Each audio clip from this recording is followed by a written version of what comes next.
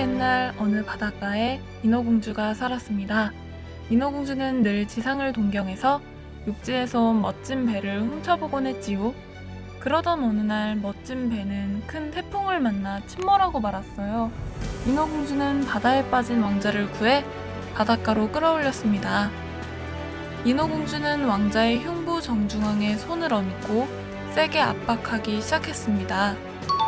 양팔을 쭉 편 상태로 체중을 실어 환자의 몸과 수직이 되도록 해야 합니다.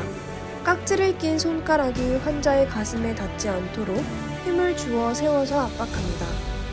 인어공주는 왕자의 머리를 젖히고 턱을 들어올린 뒤 왕자의 코를 막고 숨을 불어넣기 시작했습니다. 손으로 환자의 코를 확실하게 막고 입을 크게 벌려 환자의 입도 완전히 막아야 합니다. 1초에 걸쳐 가슴이 올라올 정도로 숨을 불어넣은 후 막았던 손과 입을 떼어 공기가 배출될 수 있도록 해야 합니다.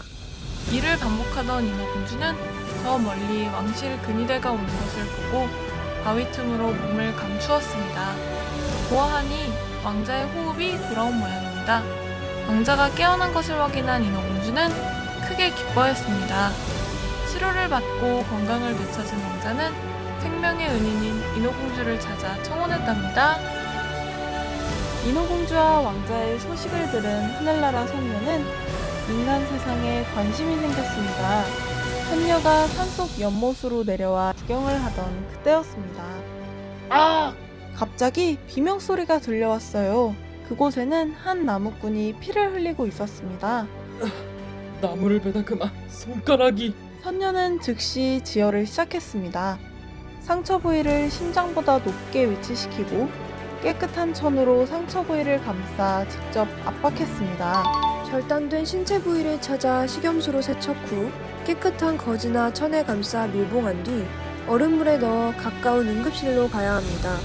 절단된 신체 부위는 얼음물에 직접적으로 접촉하지 않도록 합니다. 선녀는 나무꾼을 하늘의 의원에게 데려갔고 나무꾼은 무사히 봉합수술을 마쳤답니다. 한편 바로 옆 산에서는 호랑이가 길 가는 아주머니를 따라가고 있었습니다. 떡 하나 주면 안 잡아먹지. 아주머니는 깜짝 놀라며 얼른 떡을 던져주었습니다. 급하게 떡을 먹던 호랑이는 떡 조각이 목에 걸리고 말았습니다. 아주머니는 무서운 호랑이지만 그래도 생명이니 살려야 한다는 생각에 타임레이를 실시했습니다. 환자의 뒤에 서서 주먹을 쥔 후 엄지손가락 방향을 환자의 배꼽과 명치 사이에 댑니다. 다른 한 손을 위에 겹친 후 두 손으로 위로 밀어올리듯 강하게 압박합니다.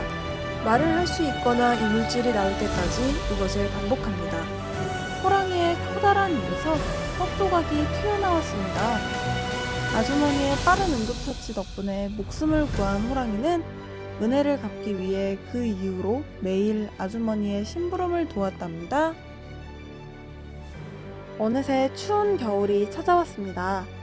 눈이 내리는 어느 날 시장 한복판에서 가난한 성냥팔이 소녀가 성냥을 팔고 있었습니다. 너무 추웠던 소녀는 가지고 있던 성냥으로 불을 붙여 몸을 데우기로 했습니다. 그 순간 불이 잘못 붙어 성냥팔이 소녀는 화상을 입고 말았습니다.